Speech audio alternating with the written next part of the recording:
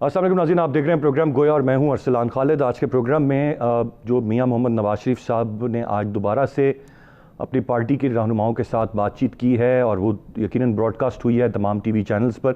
जो तलखी है नवाज शरीफ साहब के लहजे में, जो सख्ती है, वो मज़ीद बढ़ती जा रही है।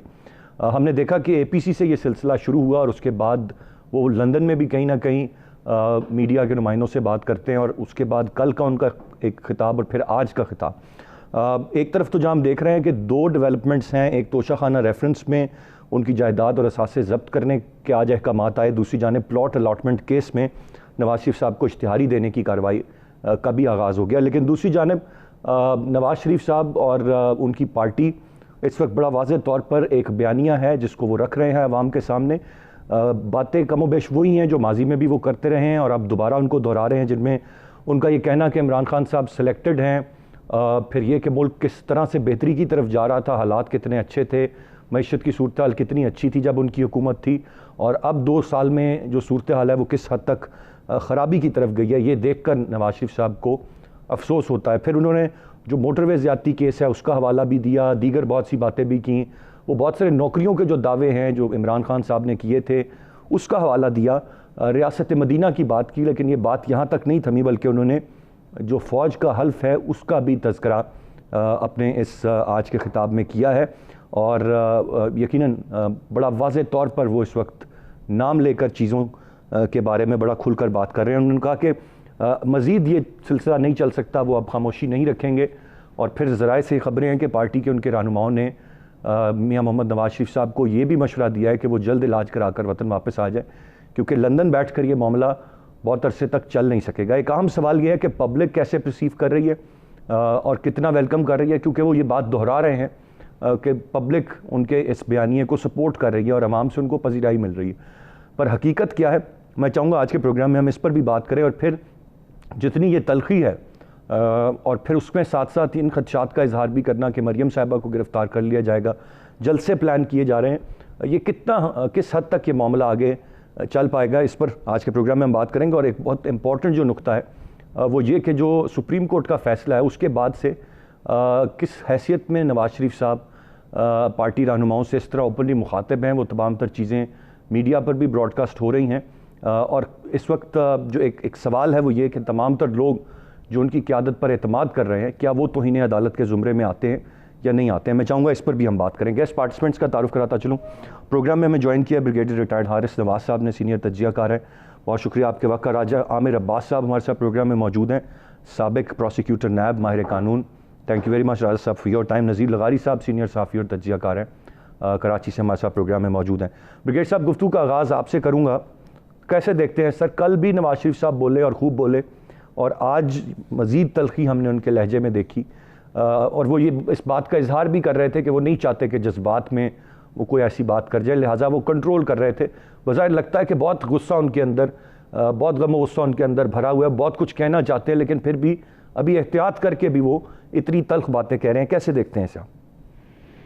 देखिए अरसलान, अगर ये कंट्रोल करके ये बातें कर रहे हैं तो उसके बाद ये क्या करेंगे, मुझे तो समझ नहीं आता कि ये क्या पाकिस्तान के प्राइम मिनिस्टर 3 दफ़ा रह चुके हैं, क्योंकि आपकी करप्शन पकड़ी गई है, आपके केसेस हुए हैं, आप मुजरिम थे, आप यहाँ से हुडविंग करके आप वहाँ चले गए इंग्लैंड और वहाँ पर जाके आप भगवाड़े हो गए, आपको क्लेम डिफेंडर हैं, आपको पता है कि आपको घेर की नज़दीक घेरा तंग हो गया है, आपकी प्रॉपर्टीज इलेक्ट्रिक को, आपके बाकी जो लीडर हैं उनके खिलाफ केसेस बन रहे हैं।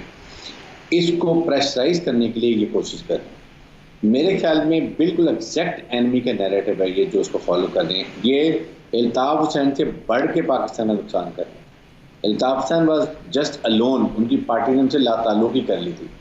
मुझे तो यहाँ तक शक पड़ रहा है कि अभी कुछ अर्से के बाद ये अल्ताफ़ हुसैन की तरह ये इंडियन आर्मी को और इंडियन गवर्नमेंट को कहेंगे कि मेरी मदद करो और पाकिस्तान की हुकूमत और फ़ौज को ख़त्म करो, मुझे लेकर आओ।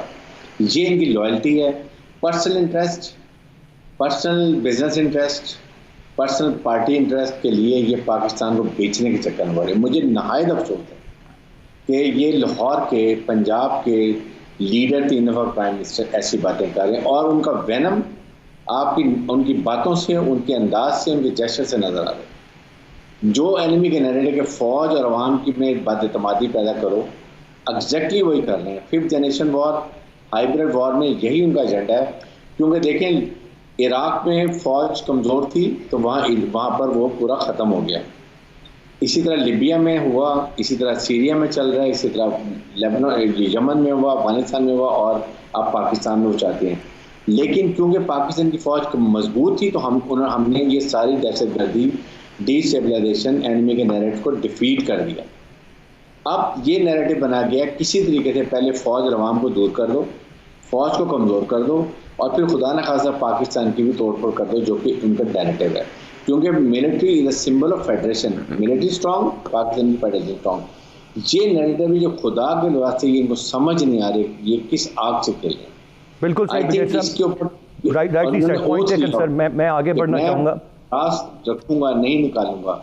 ये चीजें आप देखने की है कि आगे क्या होता है। I think he is asking for trouble. बिल्कुल जी। मैं राजा आमिर अब्बास साहब आपसे जानना चाहूँगा सर, इस वक्त जो ये तमाम तर मामलात हैं कि पार्टी वो रन नहीं कर सकते, लेकिन वो पार्टी के कायद बन गए अगर वो सदर नहीं है। अब वो कायद बनकर ये जिस तरह से लोगों से कह रहे हैं कि मेरा साथ दो, मुखातिब हो रहे हैं, लोग यकीनन उनकी बात को सुन रहे हैं, तो ये तमाम तर चीज़ें जो सुप्रीम कोर्ट का फैसला था, अगर उसको हम देखें और फिर ये सब कुछ होता देखें, कि क्या तौहीन अदालत के ज़ुमरे में नहीं आता ये मामला? ये एक बात तो बड़ी वाज़ेह तौर पे है, अगर वो कायद बन के ये बात कर रहे हैं तो ये कायद पिछले 8-9 माह से खामोश क्यों था?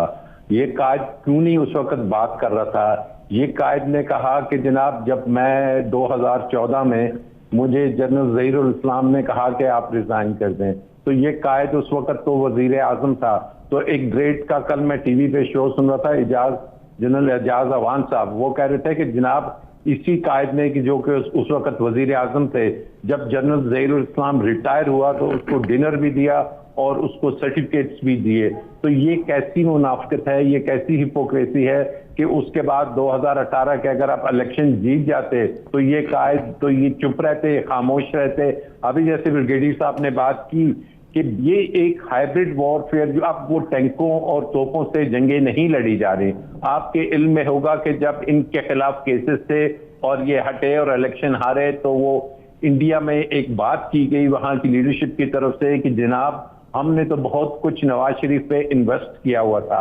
आपने हालिया देखा होगा कि इंडियन मीडिया उस पे आके वहां के जो एनालिस्ट हैं वो ये बात कर रहे हैं कि पाकिस्तान की फौज को कमजोर करना है, और उसमें उन्होंने उन एलिमेंट्स की निशानदेही की कि दो बहुत अहम एलिमेंट्स हैं। एक, जो बैरून मुल्क पाकिस्तानी लीडर्स बैठे हुए हैं उनको हमने जाके किसी तरीके से ये बयानिया दिलवाना है, और नंबर 2, पाकिस्तान में जो मीडिया है, मीडिया के जरिए इसको प्रोपोगेट करवाना है और पाकिस्तान में इंजेक्ट करवाना है कि अवाम और फौज दो अलग चीजें हैं।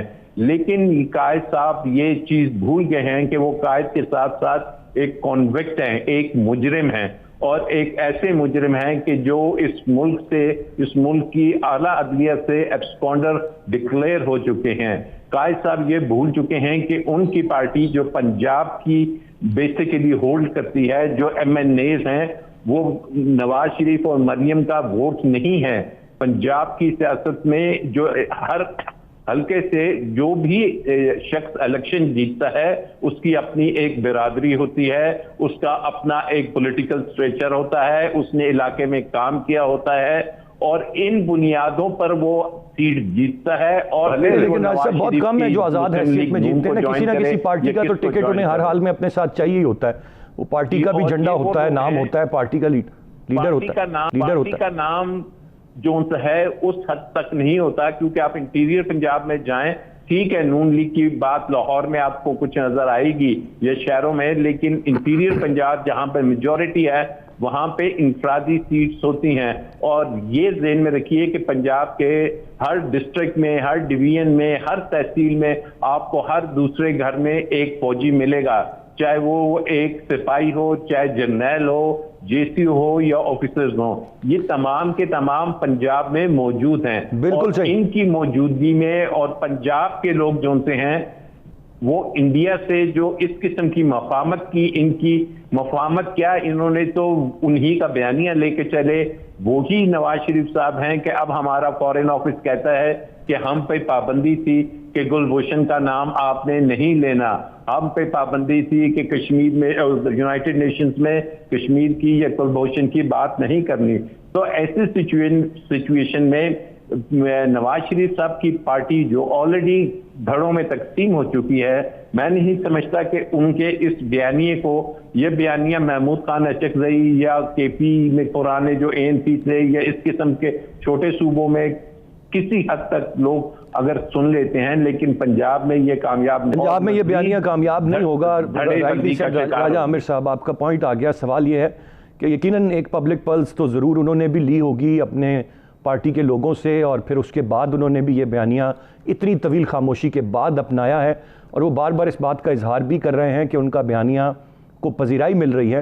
अब ये तो वक्त बताएगा कि अवाम किस तरह से इसको परसीव करते हैं, और यकीनन इलेक्शन उसका एक पैमाना। मैं एक ब्रेक की जानिब बढ़ूंगा। एक तरफ तो वो सवाल है जो नुक्ता रखा ब्रिगेड साहब ने भी, राजा आमिर साहब ने भी, 5th जनरेशन वॉरफेयर का। दूसरी जानिब नून लीग का एक पॉइंट ऑफ व्यू है कि ये सिविल सुप्रीमेसी की एक बात है, ये सिलेक्टेड किसी को ना करने की बात है, इलेक्टोरल सिस्टम को बेहतर बनाने की बात है, और जिसको वोट मिले वही उसी को इक़्तिदार मिले और फिर अपना टेन्योर पूरा करे।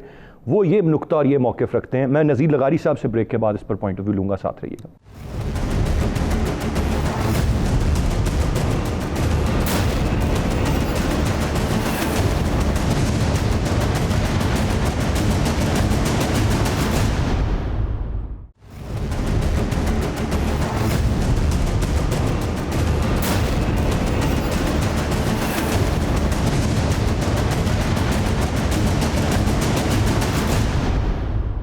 जी वेलकम बैक। नज़ीर लगारी साहब, एक तरफ वो राय है जो इस वक्त राजा आमिर अब्बास साहब की थी, ब्रिगेड साहब की है।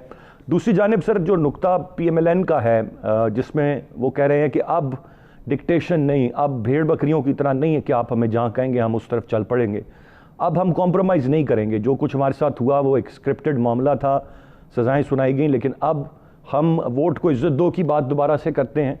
अब हम बेहतरीन तरीके से इलेक्शन करवाने की बात, और जिसको अवाम मुंतखब करें उसको इक़्तिदार मिलने की बात, और इस्टेब्लिशमेंट के सियासत में अमल दखल के बंद होने की बात है। एक तरफ तो ये बयानिया है, आप दोनों में से किस बयानिया की तरफ है? देखिए, पहली बात तो ये है कि जो बयानिया है उसके बारे में कोई दो राय नहीं हो सकती है।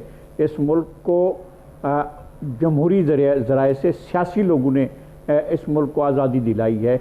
इस मुल्क को किसी गैर सियासी उनसर ने आज़ादी नहीं दिलाई है।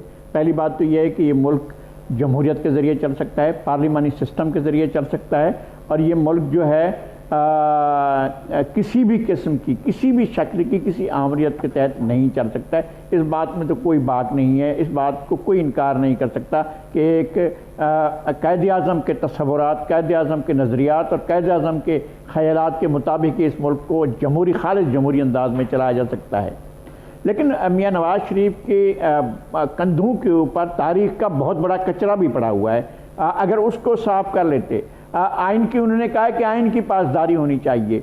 आइन का एब्रोगेशन उनके सामने कई बार हुआ है, एक बार नहीं हुआ, और उसमें वो एक आले के तौर पर भी मौजूद रहे हैं। उनको सियासत में तो एयर मार्शल असगर खान रहे थे, लेकिन उनको सियासत में चमकाया था जनरल ज़ियाउल हक ने। जनरल ज़ियाउल हक आइन को एब्रोगेट करके आए थे, आइन को तोड़ कर आए थे, और उस वक्त वो उनके साथ थे। उसके बाद जब उन्होंने जनूजी हुकूमत को तोड़ा तो उस वक्त वो उनके साथ थे।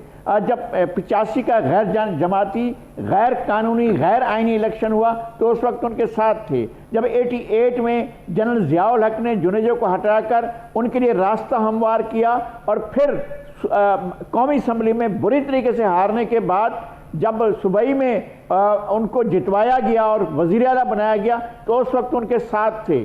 और उसके बाद जनरल ज़ियाउल हक के बाद पाकिस्तान की मुक़्तदरा ने, इस्टेब्लिशमेंट ने उनको कंधों पर उठाया और उनको साथ लेकर चले, उस वक्त उनके साथ थे। और जनाब मियाँ नवाज शरीफ साहब 1988 से लेकर 1990 तक उन्होंने वफाकी हुकूमत को, जमहूरी हुकूमत को नहीं माना। उस वक्त वो उधर इस्टेब्लिशमेंट के साथ थे। जब IGI बनाई गई, और IGI की बनाने वाले कुछ छुपे ढके छुपे नहीं थे, वो कहा था जनरल हमीद गुल ने कि हमने बनाई थी, तो उस वक्त वो उनके साथ थे। जब IGI के तहत वो इलेक्शन में पैसे बांटे गए और उस वक्त उनके साथ थे। जब जनरल असद दुरानी ने सारे का सारा रिकॉर्ड बताया था कि जनाब इस तरह से पैसों की तकसीम हुई है, उस वक्त उनके साथ थे। जब वो मेमन साहब जो थे जिन्होंने मेहरान बैंक वाले उन्होंने दौलत तकसीम की, उस वक्त उनके साथ थे। और उसके बाद 90 के बाद लगारी साहब आपने पूरी तारीख बता दी, ये रियलिटी है, फिर अब क्या हो गया नवाज शरीफ साहब को? सवाल तो ये है अब वो क्यों इतने खिलाफ? नवाज शरीफ साहब, मैं इसमें 1 मिनट में आपकी बात खत्म कर रहा हूं। मैं ये कह रहा हूं कि 2013 में जब वो आए तो उस वक्त भी कोई ना कोई सिग्नल मौजूद था। उससे पहले जब उन्होंने खामोशी इख्तियार रखी तो मुकम्मल खामोश रहे, कई साल तक नहीं बोले। अब भी यहाँ इस दौर में भी, इमरान खान के दौर में भी कई ऐसे अदवार है जब उन्होंने खामोशी इख्तियार कर ली और बिल्कुल नहीं बोले, अब तक नहीं बोल रहे थे। मैं सिर्फ एक अर्ज कर रहा हूँ, इसको कोई दोस्त भी बुरा ना मनाए, मैं सिर्फ ये अर्ज कर रहा हूँ कि ये बोलना जो है ये दाएं से बाएं से, ऊपर से नीचे से, इधर से उधर से, कहीं अंदर से बाहर से, कहीं ना कहीं से कोई सिग्नल जरूर है, तभी बोल रहे हैं, वरना कभी भी नहीं बोलते वो। मैं ब्रिगेड साहब आपसे जानना चाहूँगा, लगारी साहब ने सिग्नल की बात की, दाएं से बाएं से, इधर से उधर से। मेरे ख्याल से हमें बड़ा वाज़ेह तौर पर पता है कहाँ से सिग्नल हो सकता है, और फिर उन्हें रूम भी मिल रहा है, उन्हें स्पेस भी मिल रहा है। बिलखसूस एक ऐसी गवर्नमेंट है जिसके होते हुए पूरी दुनिया फ्रीडम ऑफ एक्सप्रेशन पे सवाल उठा रही है, लेकिन नवाज शरीफ साहब बोल रहे हैं और वो जो बोलना है उनका वो आवाम तक भी पहुँच रहा है। ये कैसे हो रहा है सर? अर्सलान, देखें, नज़ीर लगारी साहब ने बहुत अच्छे तरीके से पूरी इनकी हिस्ट्री बता दी कि ये किस किस मौके पे किस तरीके से किसकी गोद में बैठ के आए और फिर मुल्क को लूटा इन्होंने। 2013 में तक तो ये बड़े खुश थे कि जी पूरे रात को 11 बजे इलेक्शन भी अनाउंस कर दिया। बात ये कि अब इनके नज़दीक घेरा तंग हो गया और इस वक्त सबसे बड़ी है कि पाकिस्तान स्टेबिलिटी में जा रहा है। पाकिस्तान सी पैक में पूरी तरक्की कर रहा है। इधर ML1 की बात हो रही है, उधर ये गवादर पोर्ट को ऑपरेशनलाइज होने की बात हो रही है, उधर चाइना के साथ भी हमारे बड़े से ताल्लुकात जा रहे हैं। ये किसको सूट नहीं करते, और अगर सूट नहीं करते तो वो उसके लिए क्या कर सकते हैं?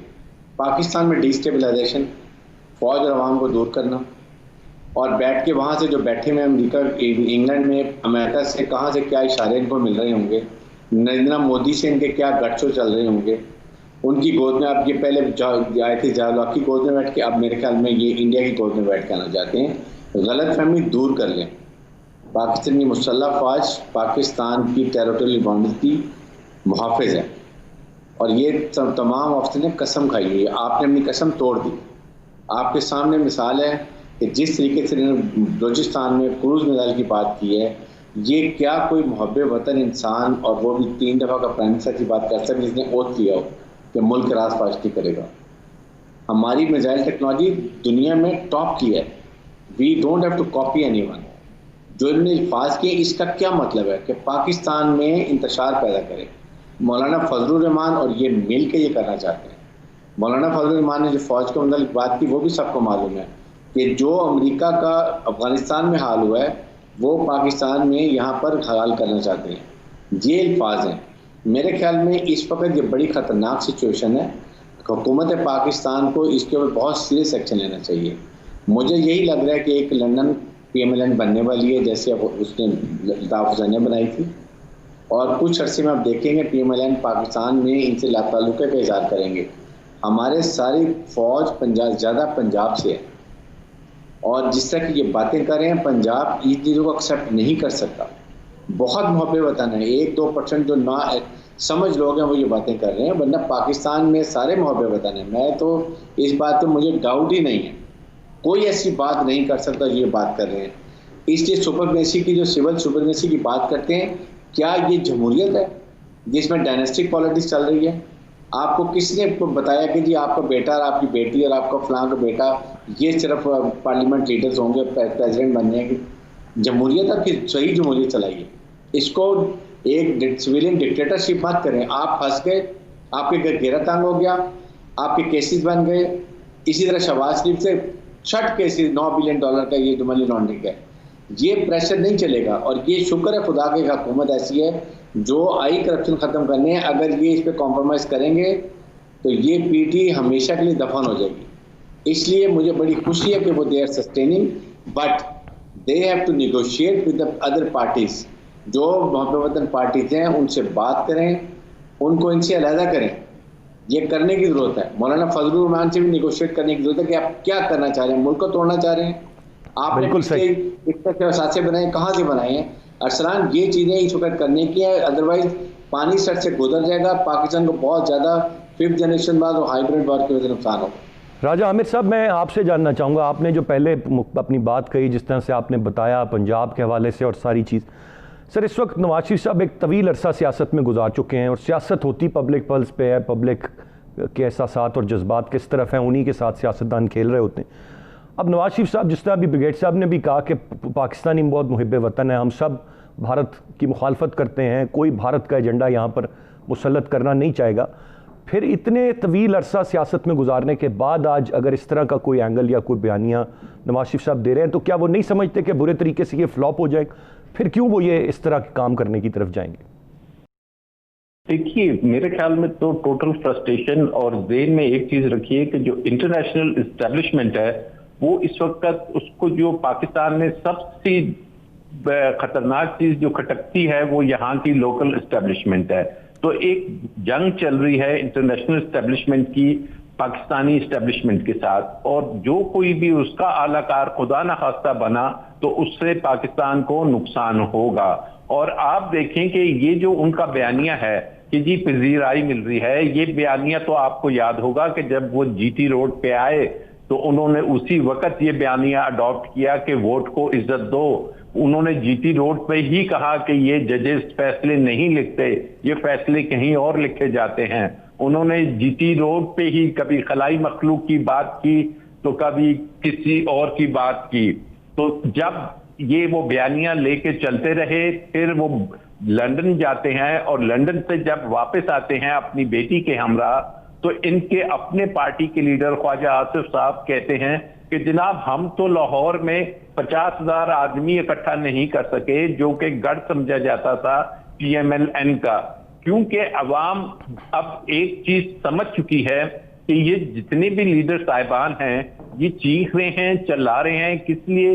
क्योंकि इनको एक तो अपनी जो लूटी हुई दौलत है उसको बचाना है, फिर उनको ये समझ आ चुकी है कि ये जो बयानियां दे रहे हैं ये बयानियां सिर्फ और सिर्फ एक ब्लैक मेलिंग का टूल है। आपके इल्म में है कि नवाज शरीफ साहब तमाम उम्र के लिए नाअहल हो चुके हैं पार्लियामेंट की सियासत से, वो MNA या MPA या सेनेटर नहीं बन सकते, इवन पार्टी का औहदा भी। लेकिन राजा साहब आज उन्होंने कहा दोबारा मौका मिला तो फिर भी हम मुल्क की खिदमत करेंगे, तो ये पैगाम किसको पहुंचा रहे हैं? आप देखिए उनकी बेटी हैं, आज वो भी 10 साल के लिए डिस्क्वालीफाई है, वो भी सजा याफ्ता हैं, कॉन्विक्ट है। शहबाज शरीफ जो उनसे हैं वो केस में अब अंदर हुए हैं, अगर उनका भी केस साबित हो जाता है ये टीटियों वाला, तो वो भी पार्लियामेंट की सियासत से 10 साल के लिए नाअहल हो सकते हैं। तो ऐसी सिचुएशन में PML जरूर देखेगी कि हमें एक ऑल्टरनेट लीडरशिप की भी जरूरत है, और ये नहीं कि यहाँ पे लोग नहीं हैं जो लीडरशिप कर सकते हैं। बहुत सीनियर लीडर्स हैं, जैसे इनके यहाँ पे, चले मैं नाम नहीं लेता, जो बैठे हुए हैं। लेकिन राजा आमिर साहब लंदन में बैठे हुए हैं, ये पॉसिबिलिटीज की बात है। पाकिस्तान में बहुत सारी चीजें जो नहीं हो सकती वो हो जाती हैं। ये तीसरी मर्तबा वजीर आला भी शहबाज शरीफ साहब ने नहीं बनना था। चौधरी निसार भी बैठे हुए हैं और बतेरे हैं। तो अब यहाँ के लोकल पॉलिटिशियंस ने ये देखना है कि जनाब ये तो पूरी फैमिली लंदन में उन अपार्टमेंट्स में बैठ के एक लग्जरी लाइफ एंजॉय कर रहे हैं, और हम जो अपने मुल्क में हैं अपनी ही मुल्क की फौज के खिलाफ ये लड़ाना चाह रहे हैं। क्या ये प्रैक्टिकल बात है? या तो ये करें कि जैसे बात है कि आए जेल जाए और जेल से बताएं कि नजरियाती लोग तो जेल से सियासत करते हैं, वो ऐसे सोने के फ्लैट्स और जहां पे इसकी लग्जरी लाइफ हो वहां से नजरिए नहीं कभी आते। नजरिए के लिए आपको सेक्रीफाइस देनी पड़ती है, रोड पे आना पड़ता है, आपको अवाम के पास जाना पड़ता है, भले से जेल हो जाए। तो ये चीजें अब अवाम समझ रही हैं, वो आए दोबारा।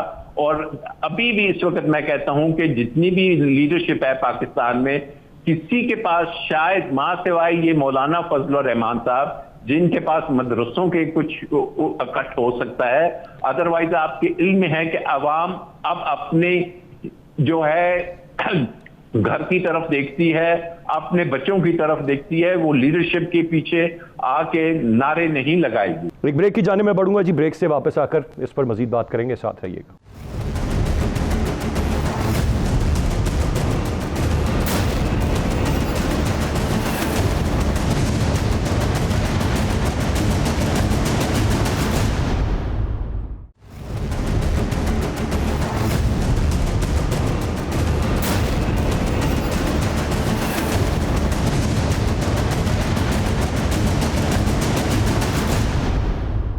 जी वेलकम बैक। नज़ीर लगारी साहब, गेटिंग बैक, जो आपने वो एक बात कही थी कि ये जो नवाज शरीफ साहब बोल रहे हैं, तो ये कहीं ना कहीं इशारा हुआ होगा कहीं से।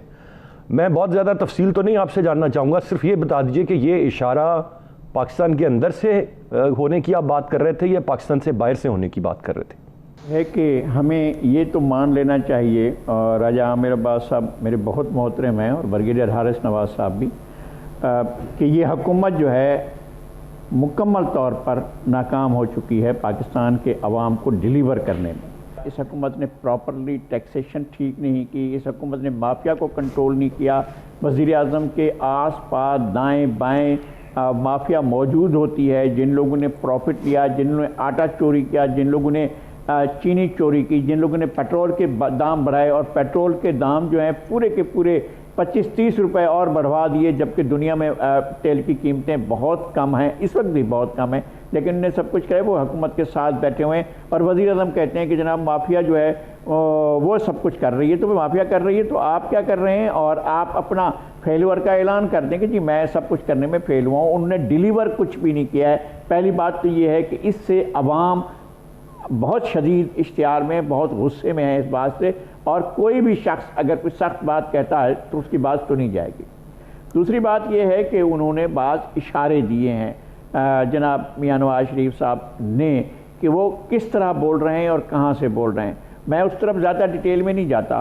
उन्होंने एक इशारा ये दिया कि ये OIC को छोड़कर एक नए ब्लॉक की तरफ जा रहे हैं। मुझे नहीं पता कि इमरान खान नए ब्लॉक की तरफ जा रहे हैं कि नहीं जा रहे हैं, उनका नए ब्लॉक के साथ कोई कोऑर्डिनेशन है कि नहीं। नया ब्लॉक क्या है? उसमें मलेशिया है, उसमें ईरान है और उसमें तुर्की है। क्या इमरान खान उनके साथ खड़े हुए हैं? क्या इमरान खान उनके साथ खड़े हो सकते हैं? अगर खड़े हो सकते हैं तो फिर शुरू करें। वो जो गैस पाइपलाइन का मुआहदा था, गैस बिछाना शुरू कर दें लाइन, ताकि पता चल जाए। फिर ईरान के साथ ट्रेड शुरू कर दें और कहें कि जनाब इतना कम वॉल्यूम है, इंडिया तो 15 अरब की ट्रेड कर रहा है, बल्कि 20 अरब की ट्रेड कर रहा है, 20 अरब डॉलर की ट्रेड है इंडिया की और ईरान की, तो आप भी उसके साथ ट्रेड करें। तुर्की की और इंडिया की ट्रेड जो है वो तो 25 अरब डॉलर तक पहुंच रही है। और ये जो हैं ये तो अभी तक उनसे दोनों मुल्कों से, ईरान और तुर्की से, दोनों 1 अरब डॉलर की भी नहीं कर सके हैं। पाकिस्तान तो ईरान की तो कहीं वजूद ही नहीं है, 500 मिलियन डॉलर भी उनके पास नहीं होगी। इतनी भी ट्रेड पाकिस्तान और ईरान, अगर आप उस ग्रुप में जा रहे हैं कर जाए ना और कहें कि हम उस ग्रुप में जा रहे हैं, और आप कहें OIC में नहीं, OIC की जो आपके बहुत अहम मेंबरान हैं वो तो जाकर इसराइल को तस्लीम कर लें। अभी आप तो और उन्होंने जिनके ग्रुप में जा रहे हैं उनमें तो तुर्की ने भी तस्लीम किया हुआ है, और तुर्की के उसके साथ सफारती ताल्लुकात भी हैं। और जिस ग्रुप को आप कह रहे हैं, मुझे नहीं मालूम कि वो छोड़ रहे हैं या नहीं छोड़ रहे हैं। अगर मियां नवाज शरीफ के बकौल अगर वो छोड़ रहे हैं तो फिर उन्होंने वहाँ से भी ताल्लुकात, हमारे जो पुरानी OIC है या नई है, जैसे भी है, जिस हालत में भी है, उसने भी इसराइल के साथ ताल्लुकात कायम करना शुरू कर दिए हैं। पाकिस्तान एक अलग पोजीशन पर खड़ा हुआ है। लेकिन मियां नवाज शरीफ का ये कहना कि उस ब्लॉक की तरफ जा रहे हैं और उस ब्लॉक को छोड़ रहे हैं, तो अपना एक इशारा दिया है कि हम उस ब्लॉक के साथ हैं जहां पर OIC करी है। और OIC के पीछे जो है यूनाइटेड स्टेट ऑफ अमेरिका है, और उसमें कोई बात नहीं है, जो वो इस्लामी बिल्कुल सही लगा, जो अमेरिका के साथ बहुत करीब होता है, वो उसके साथ बहुत अलाइन है हमारे बहुत से इस्लामी अरब ममालिक जो हैं उनसे बहुत अलाइन करते हैं। तो ये एक डिफरेंस है जो समझ में आ रहा है, जो मियाँ नवाज शरीफ को भी ये तो ब्रिगेडियर साहब को भी पता है और राजा आमिर अब्बास को भी पता है कि कौन आया था और किसने आकर कहा था कि आपकी बार मियाँ नवाज शरीफ आएंगे, जब ना यहाँ नारे लग रहे थे सिंध में भी। कारी साहब आपका पॉइंट आ गया, मैं जरा आगे बढ़ना चाहूंगा। मैं सिर्फ एक जुमला कह रहा हूं कि मैं सिर्फ एक जुमला कह रहा हूं कि जब नारे लग रहे थे कि अगली बारी फिर जरदारी, तो उस वक्त किसने आकर कहा था कि अगला वजीर आजम जो है वो मियाँ नवाज शरीफ हो गए? वो आवाज़ बाहर से आई थी या अंदर से आई थी, ये सब आपको मालूम है। ब्रिगेड साहब, बाज़ औक़ात सख्त मौक़िफ़ अपनाने का एक वजह यह भी होती है कि शायद को कंसेशन मिल जाए। डू यू सी कि नवाज शरीफ साहब को किसी किस्म की कोई रियायत इस तरह का मौक़िफ़ अपनाने से, पाकिस्तान की इस्टेब्लिशमेंट से कोई रिलीफ उन्हें किसी किस्म का मिल जाए कि जी मामलात को ठीक करते हैं, बेहतर करते हैं? क्योंकि एक रियलिटी जो इकॉनमी की है या जॉबलेसनेस की है या फिर कोरोना ने जो इफ़ेक्ट किया आम आदमी की हालत ज़ार की है, उसको भी वो उस पर भी बात कर रहे हैं और वो एक रियलिटी है भी। तो कोई कंसेशन मिलने के कोई चांसेस आप देखते हैं? देखें, बात यह है कि जिस तरीके से जो लैंग्वेज वो इस्तेमाल कर रहे हैं ये तो अलग है ना, मैं बात करता हूँ, लेकिन देखिए किस बात की मिले। आपने मुल्क को लूट लिया, आप बड़े मजे से बाहर जाके बैठ गए, अपने लोगों को आप जो बेचारे हैं कारकुन उनको इंस्टिगेट कर रहे हैं फौज के खिलाफ, हुकूमत के खिलाफ। आपको इमरान खान की हुकूमत जो आई है, जो मैनिफेस्टो लेकर आई है, उसमें 2 लफ्ज़ बड़े इंपॉर्टेंट थे। नंबर 1, करप्शन ख़त्म करेंगे, मुल्क का पैसा लूटा वापस लाएंगे। अगर इमरान खान यहाँ पर ज़रा सा भी रिलैक्सेशन दिखाते हैं और अगर रिलैक्स करते हैं तो ये उनके लिए बहुत ही ख़तरनाक बात होगी। He will have no face to tell the people of Pakistan जिन्होंने लेकर आए हैं कि मैंने कॉम्प्रोमाइज़ कर लिया, मैं उनके प्रेशर में आ गया। यही उनका टैक्टिस ही यही है, पूरी पीएमएल लीडरशिप की टैक्टिस यही है कि उन जितना मर्जी से थोड़ा भला प्रेशर डालो और उनको बैकफुट पे ले जाओ और उससे कंसेशन ले लो। इनको इसलिए मुश्किल नज़र आ रही है कि अभी सुप्रीम कोर्ट ने ऑर्डर दिए हैं कि 120 अकाउंटेबिलिटी कोर्ट्स नए बन गए, जिनमें 3 महीने का टाइम है। रेफरेंस फाइल हुआ और 3 महीने में डिसीजन आना मीन्स बाय दिसंबर आप देखेंगे इनके केस फाइनल हो जाएंगे। जो भी डिसीजन होता है, अगर नहीं किया तो बरी हो जाएंगे, अगर किया तो पैसा भी वापस देंगे और साथ या इनको जेल हो जाएगी। ये कोई जेल में नहीं जाना चाहता, ये सब प्ली बार्गेन करेंगे। ये वजूहत हैं जिसकी वजह से ये इस तरह की लैंग्वेज इस्तेमाल कर रहे हैं। आई थिंक हुकूमत पाकिस्तान को पहला काम ये करना चाहिए कि इनका ईरान बंद करें।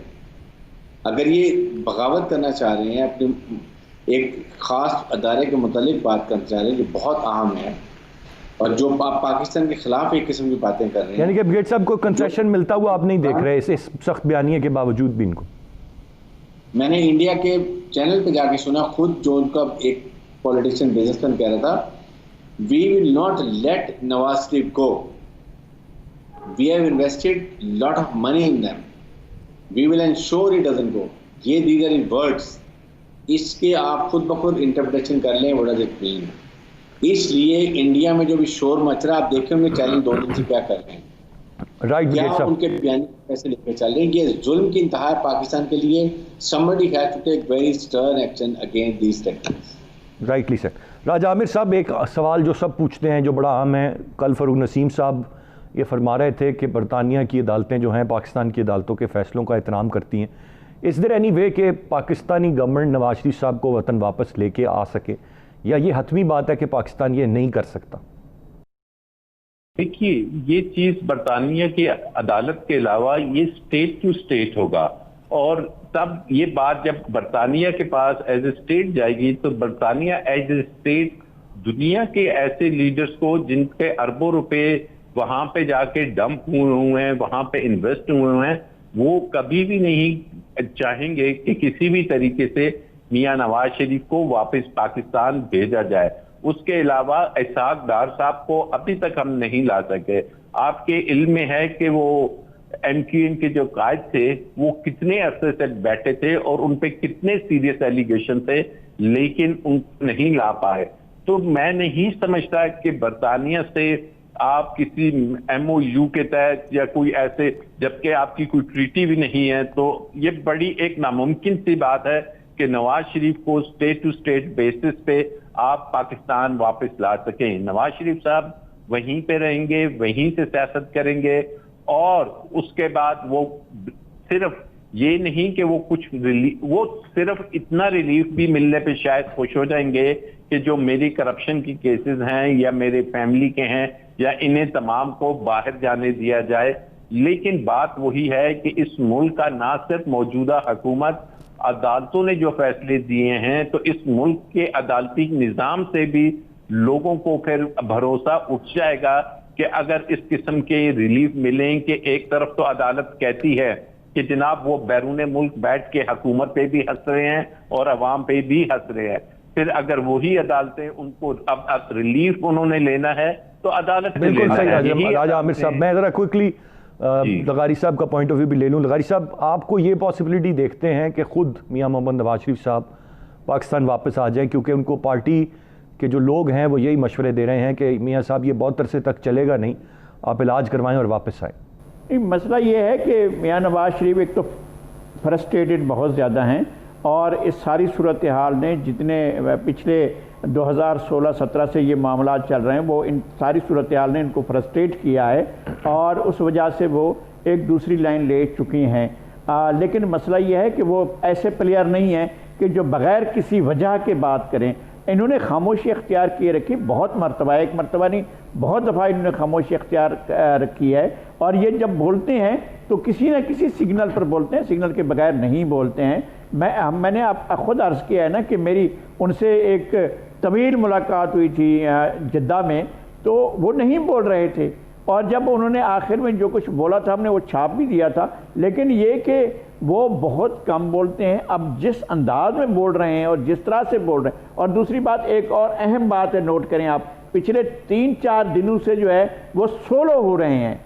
वो कहाँ चली गई है वो जो डेमोक्रेटिक मूवमेंट बनाई गई थी, नेशनल डेमोक्रेटिक मूवमेंट, वो कहाँ चली गई है, और वो जो APC हुई थी वो कहाँ चली गई। अब तो फिर मुस्लिम लीग ही मुस्लिम लीग चल रही है ना, और ये सोलो फ्लाइट की तरफ जा रहे हैं। गारी साहब, वन सेंटेंस, आप समझते हैं वो खुद वापस आ जाएंगे या इसके चांसेस कम हैं?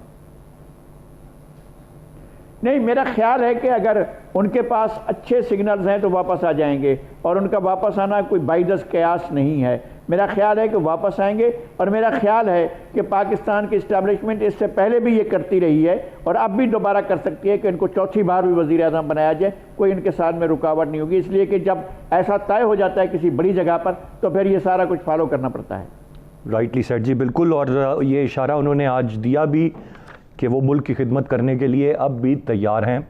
वो इशारा पैगाम किसी को तो दे रहे थे, और उन्हें पता है कि बहुत सारी चीज़ें हो सकती हैं, बहुत सारी चीज़ें किस तरह से तब्दील हो सकती हैं, किस तरह से केसेस ख़त्म हो सकते हैं। ये माजी में भी होता रहा, जबकि लगा था कि शायद अब पीपल्स पार्टी या मुस्लिम लीग नून की सियासत ख़त्म हो गई, लेकिन दोनों जमातें शिद्दत से वापस आईं और अपना अपना टेन्योर पूरा किया। सो कुछ बैद नहीं है, लेकिन आने वाला वक्त बताएगा कि ये बयानिया पब्लिक में नवाज शरीफ साहब का ये बयानिया कितनी पजीराई इसको मिल रही है या नहीं मिल रही है। ये जब जलसे होंगे तो पहली इंडिकेशन वहाँ से और फिर दीगर मामलात से मिलना शुरू हो जाएगी। तो देखते हैं मामलात किस समझ जाते हैं। आज के प्रोग्राम से इतने ही। अरसलान खालिद को इजाज़त दीजिए। अल्लाह ने के पान।